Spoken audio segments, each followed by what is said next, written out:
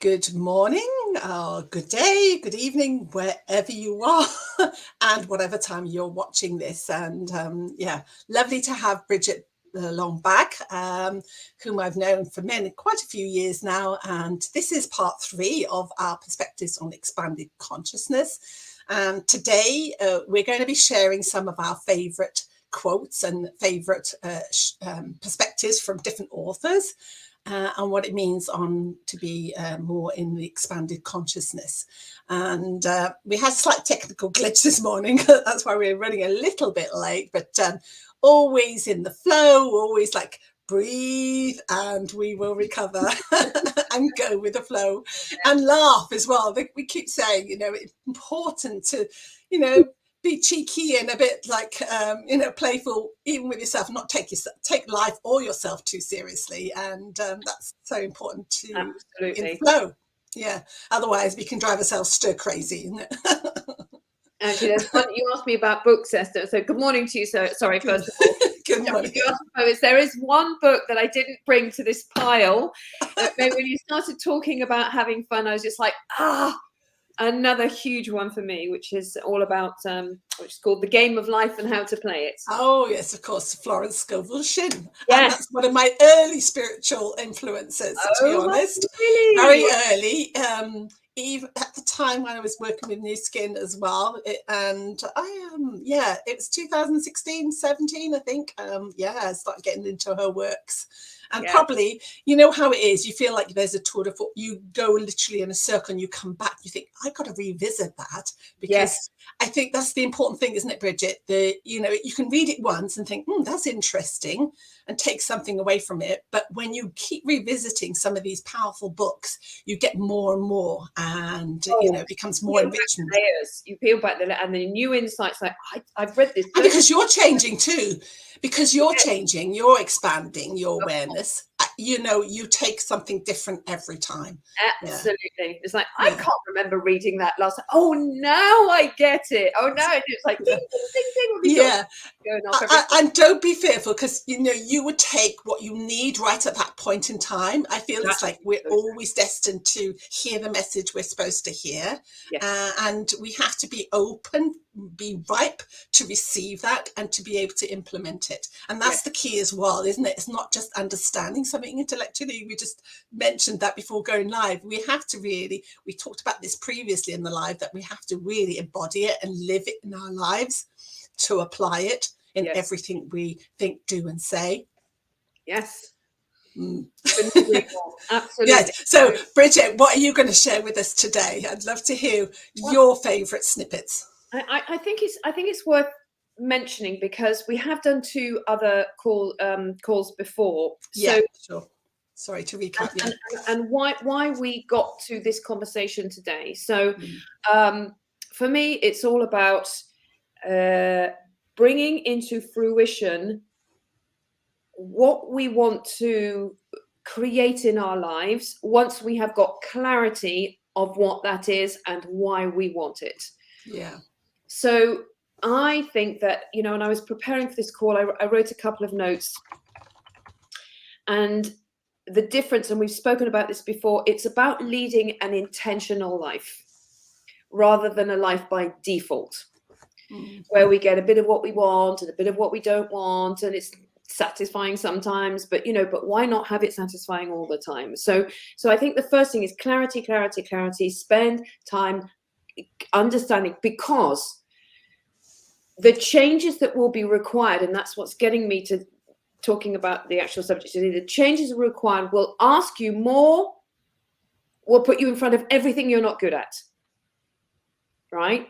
So you've got to really have that desire leading to a burning desire, a fervent desire for deep change.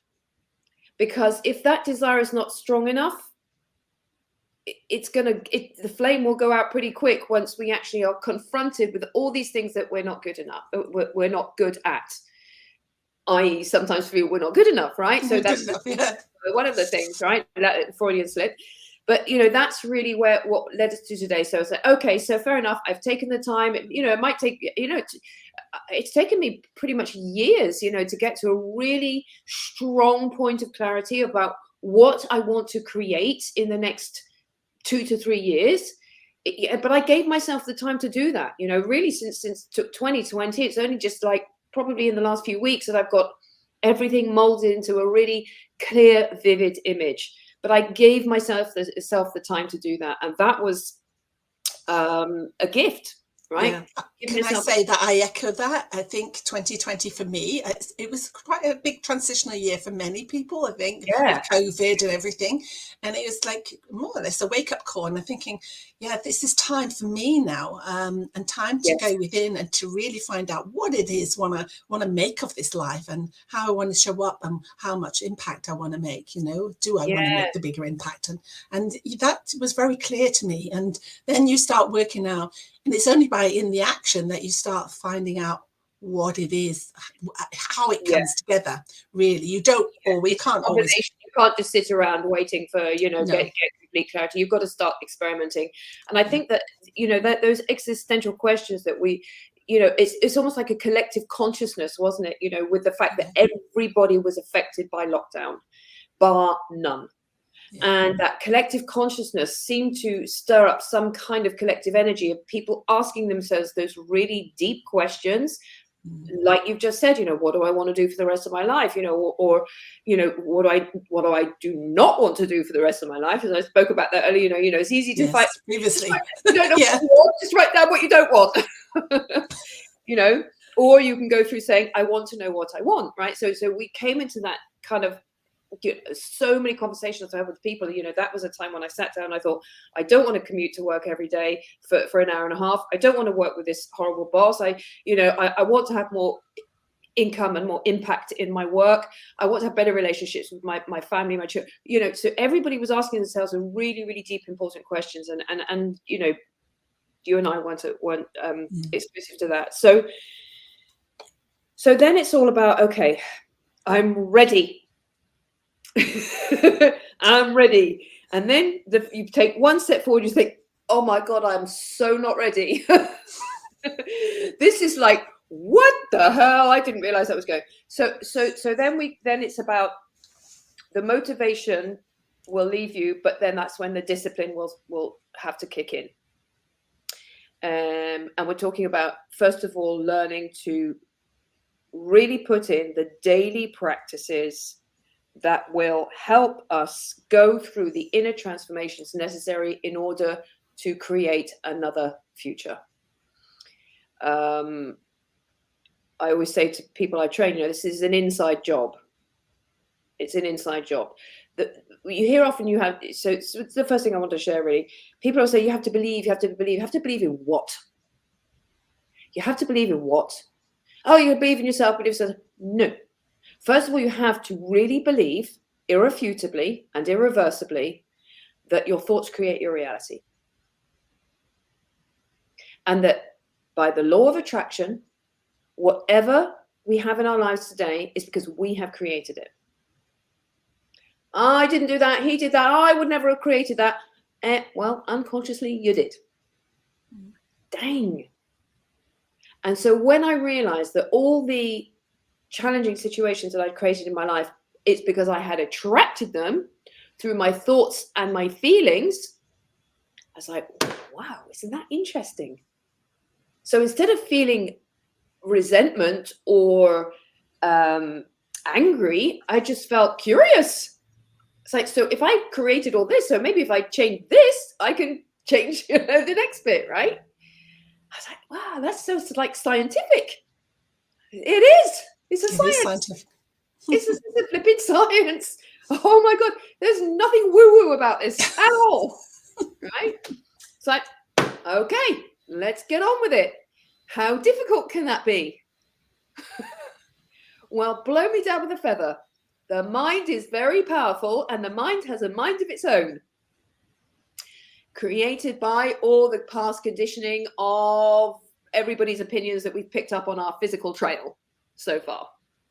Starting with the moment that we popped into this world going, hey, little jazz hands, super happy to be here. And then within literally hours, everyone's like, oh, be careful of this, be careful of that, be careful of this, right? So immediately, you know, we're programmed into that thing. So then I started to think, well, okay, this is interesting. You've got to look on it as an interesting process rather than a burden.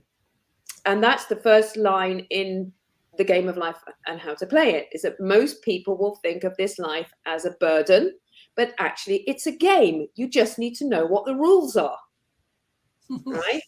Yeah. You just need to know the rules. And the first rule is, okay, out there is first cause, first substance, a thinking stuff, as it's called in the science of getting rich. There is a thinking stuff in which all things are made that penetrates, permeates all the interspaces of the universe. A thought impressed upon this thinking stuff causes the thing to be created, right? So first cause, undifferentiated first cause. Some call it God, some call it source, some call it infinite intelligence, some call it universe. Who cares? Doesn't matter. Everybody's got their own. Some call it I am, right? And that first cause is waiting for our instructions to create, and really eager to do so. It says it in the book, right? The universe is friendly, wants to give you what you want. Just tell it what you want, right? But you can't just tell it once. You've got to tell it over and over and over and over and over again, so it becomes a subconscious feeling in order to get the message across to the universe. Okay, so this is going to require repetition, practice, and discipline. Ah, yes, and you will see that all the main spiritual teachers in this world, there isn't one of them that isn't extremely disciplined in their practices. Do you agree? Yeah, I agree. Yeah. All right. So the mind is the strongest muscle that we have. It's so strong it can actually drive people to kill themselves. To self-annihilation. Do you agree? It's so strong that people will take substances which will cause it to shut up, because that's all we want. They're trying to do really is shut up the voice in the head. Right? And that leads me to another book which I haven't got with me, which is Untethered Soul by Michael Singer. Yeah. God dang, all the ones I chose, I'm coming out with something else now. So the Untethered Soul and the Surrender Experiment, that duo of books was huge for me to understand what the voice in the head was and why it never stops talking. Okay. Then it was like, okay, so my thoughts create my reality.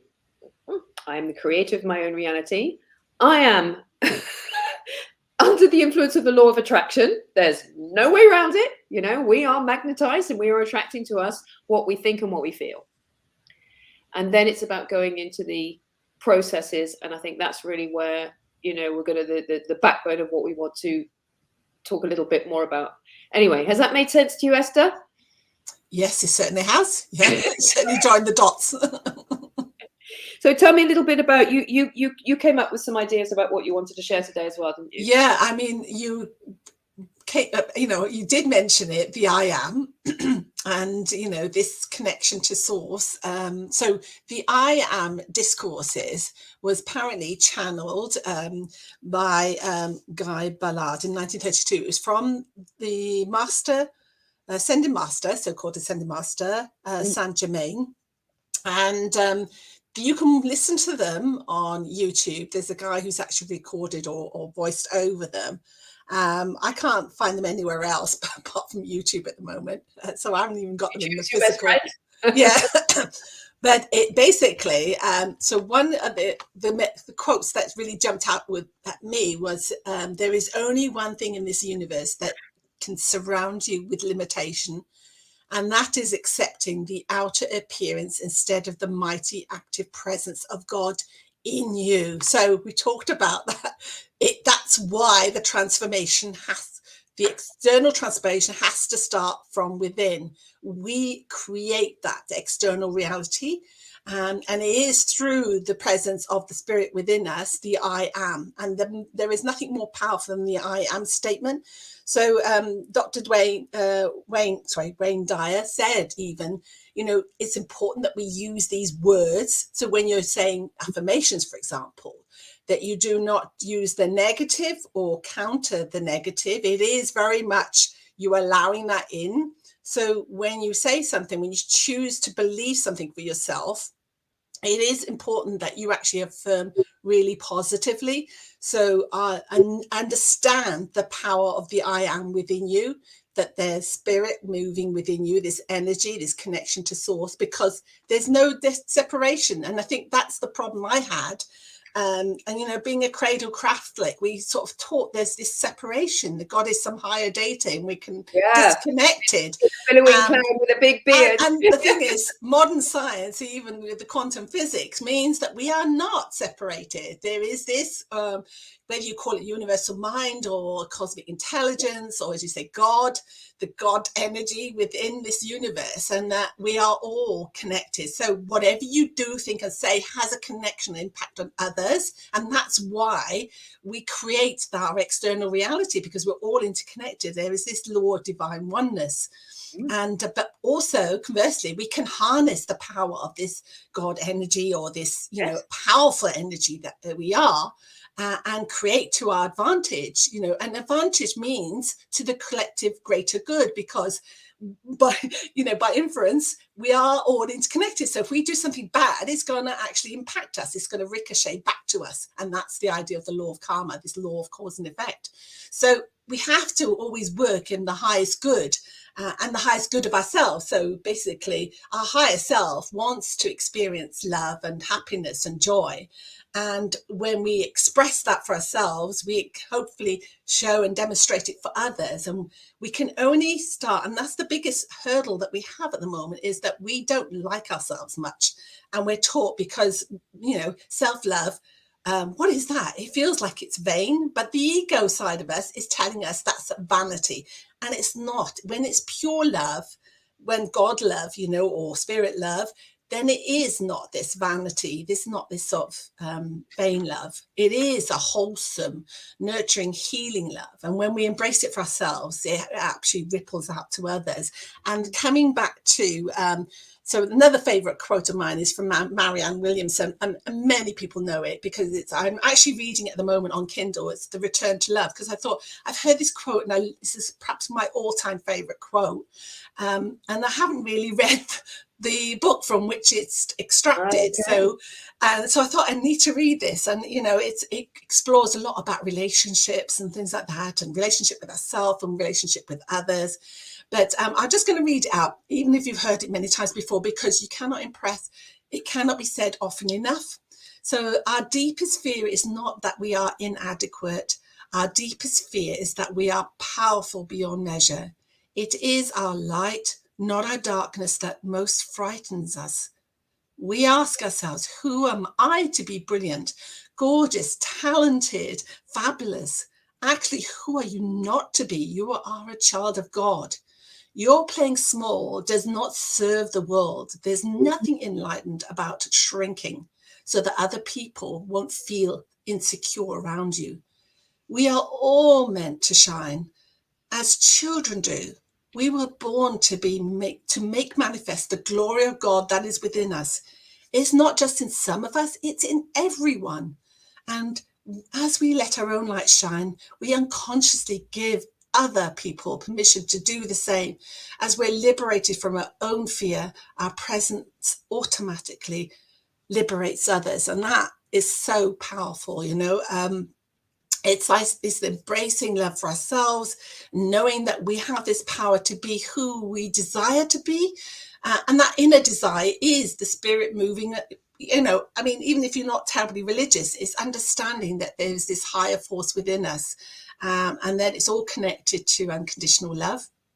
And and we can move energy in a harmonious way when we connect to this love, and when we express it, and regardless of what the other person has done. And that's about all unconditional forgiveness, you know, and unconditional love.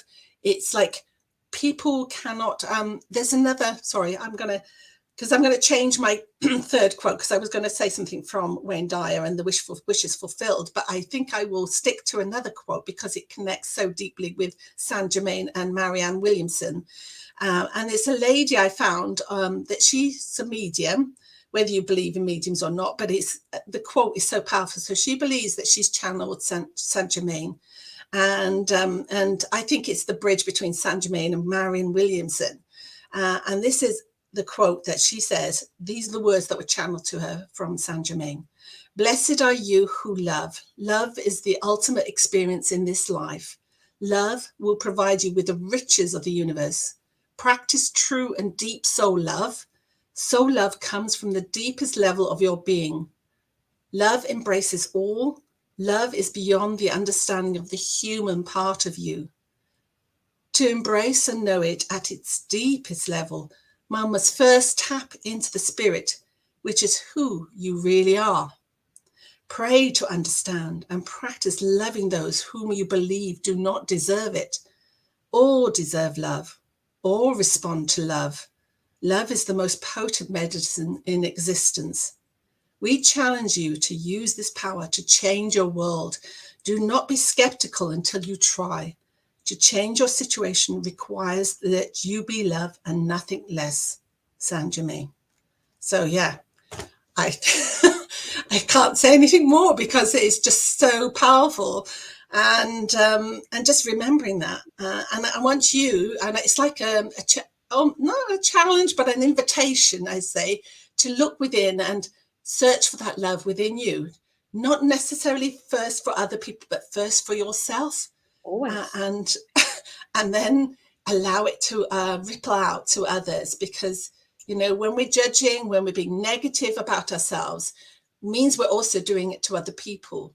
And this is about this law of cause and effect. So we have to start working within and connecting to the love within us for ourselves, embracing it fully, and stepping into our powers, because the love is a powerful force. Because this connects with what Bridget said about the law of attraction and the law of vibration, because love is one of the highest vibrational energies, and we attract, we magnetize through love. We know, we magnetize always, but we don't want to magnetize low energy, because that's when we're fear, when we're judging, when we're negative, we connect, we receive the same. It's a simple equation, isn't it? So if I can just jump in on that, a couple of things. Sorry, yeah. As I can see the time is passing, and yeah. So I really then would probably, as the subject is inspirational tools. Yeah. I don't think there's many people who will even be tuning into this or are not aware of the fact that they need to love themselves more. And, this is really the answer to everything. But some people feel it's just too much of a quantum leap from going where they are to being in complete self-love. And it is too much of a quantum leap. So for me, in terms of inspirational tools, everybody will be listening to that call will come in at a different level. Some have already done years of personal development, loads of reading, they might have done seminars, conferences, I don't know. Some maybe have done nothing. And so everybody will start where they are now. And that's okay. The key is you are where you are, and you've got to be okay with where you are, even if you're a mess in every sense of the word, right? So that acceptance of I am where I am but I'm always doing the best I can with what I know how will bring the first thing that we're looking for, which is relief. Okay, relief. That's the first thing we're looking for. Oh. When I'm training people to think about, their freedom number in terms of money, the first thing I say is give me some emotional words that give you that feeling of how you will feel when you hit your freedom number. And the number one word that comes up again and again is relief. Mm. Relief. Oh, I can breathe. Okay. And that's really the principle of forgiveness and all that thing. But forgiveness has got kind of quite like religious overtones, I think, to then get to forgive yourself, right? So I just prefer, I'm doing the best I can with what I know how right now, but I am willing to change. And I am willing to change. And honestly, that little exercise for a couple of days, I'm willing to change. Don't know what I got to do yet. But I'm willing. Let's try incremental change rather than quantum leap is the one that is enduring. So I would say that in terms of inspirational tools, the number one for me, because it is practical, is You Can Heal Your Life by Louise Hay. Because there are exercises in it. And when I start working with somebody who has done very little personal development, this is the one that I always recommend first. This is my instructions according to what Louise says in the book, which is read the whole book through. Even if you think there are chapters that don't relate to you, read them anyway, and then go back and do all the exercises one by one, even if you don't think they're related to you.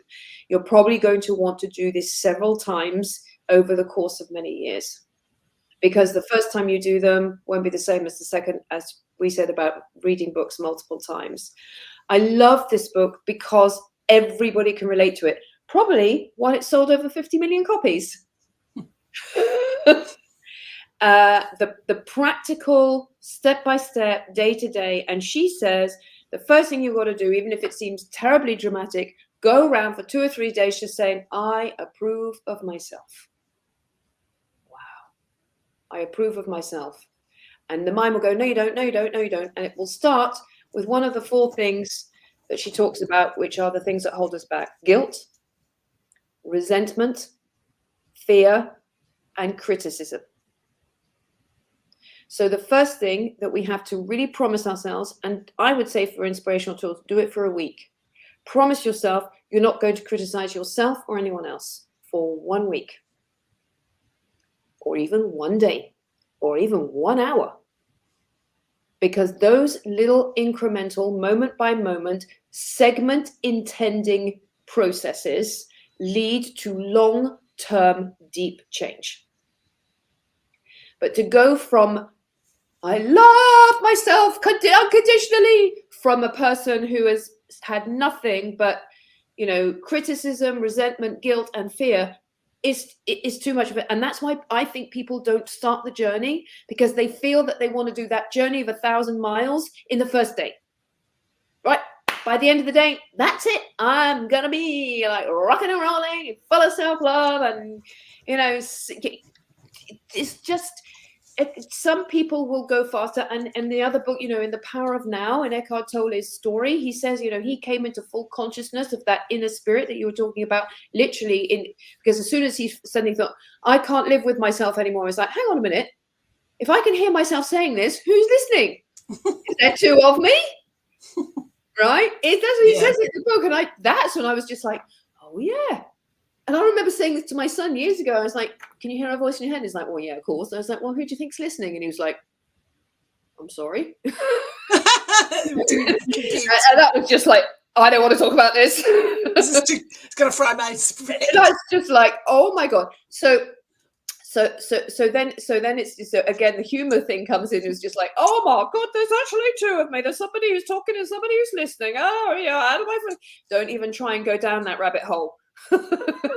Don't try and figure it out. At the end of the day, we know it's consciousness which is listening to the voice, right? Because the mind is creating the voice and consciousness is listening to it. All right, but that's a whole other topic we can go into.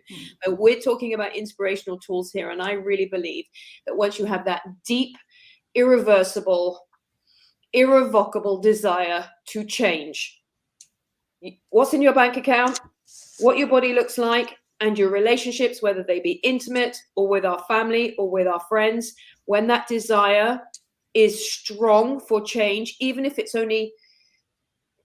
small things, and I always say, start with the small things. Start with the small. Neglect not the day of small things, right? Neglect not the day of small things. And you will see that deep desire, then tools will start to come to you. You'll find your guru, your mentor, your quotation, your video, your YouTube, a Facebook post, whatever it might be. When you start to become receptive, that you're really willing to change. Oh, mirror work, such an inspirational tool. Say in the morning, today, Bridget, Esther, I love you. I really, really love you. And I did that in a whole group of people in Paris a few years ago. People were just throwing their phones down and crying and screaming, and they couldn't even look at themselves and say, I love you. I was like, okay, guys, probably gone a bit too far here trying to get French people to say they love themselves in a phone. Right? Clearly. Right?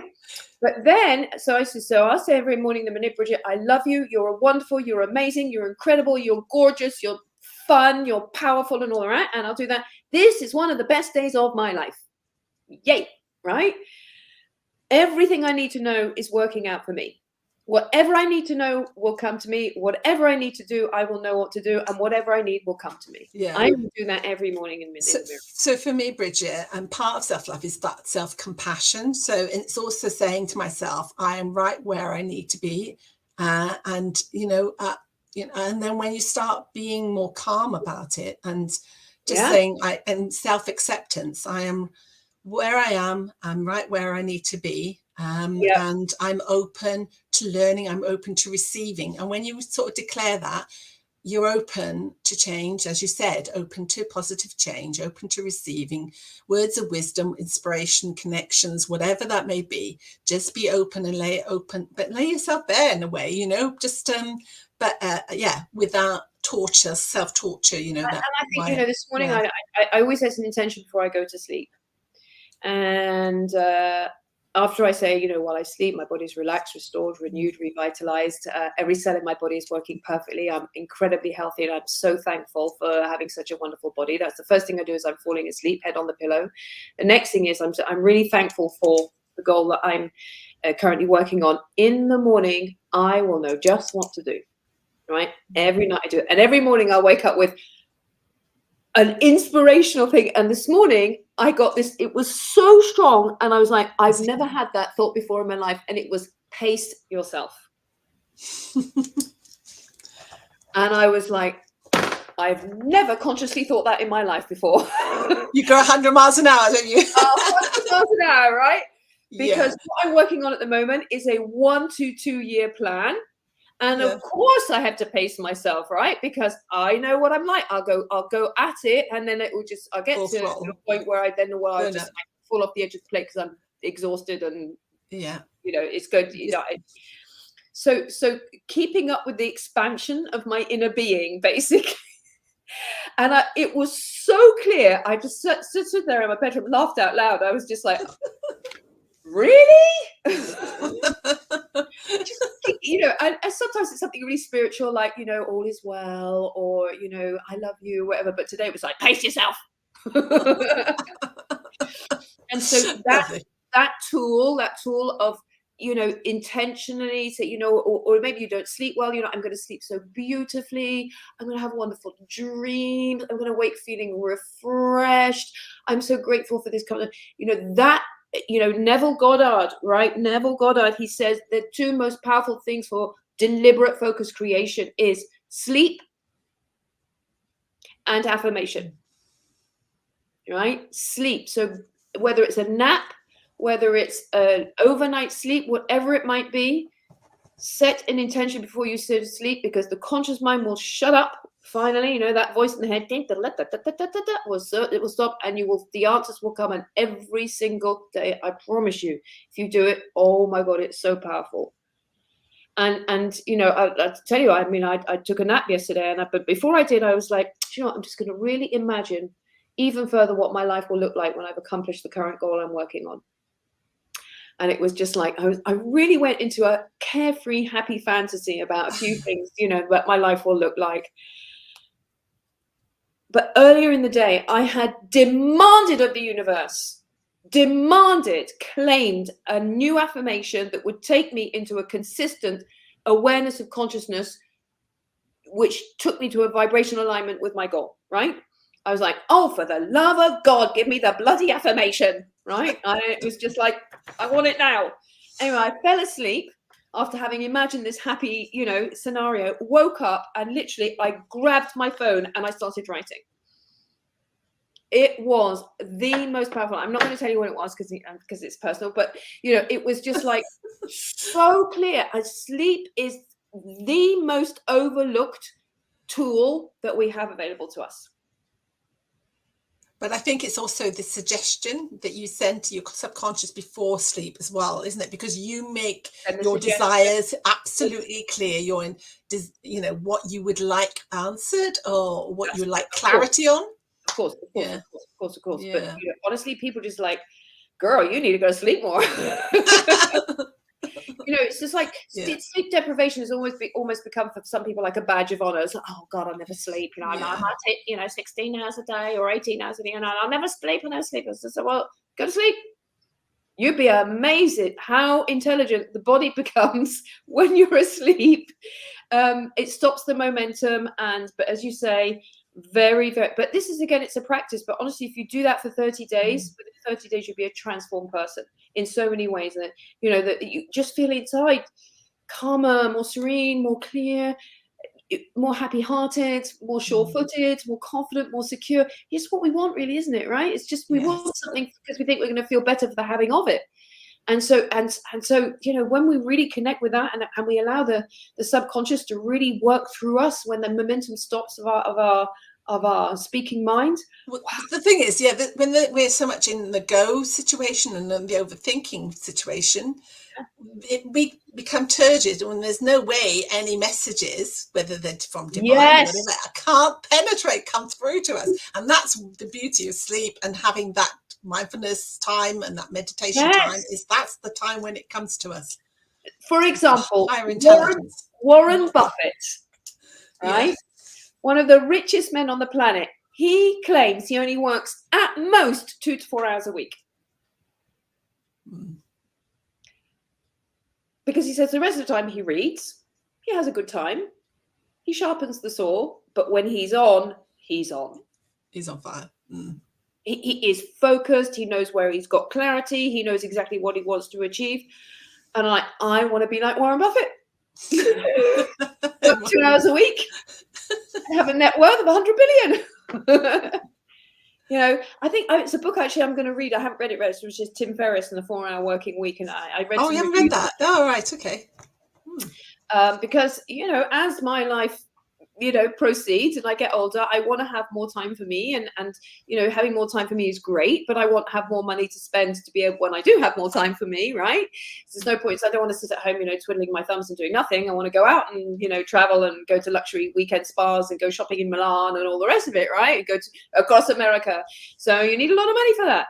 And help my children, whatever it might be, and make contributions to things that are important to me. So I'm just like, wow, maybe really, Warren Buffett, he's got it down, man.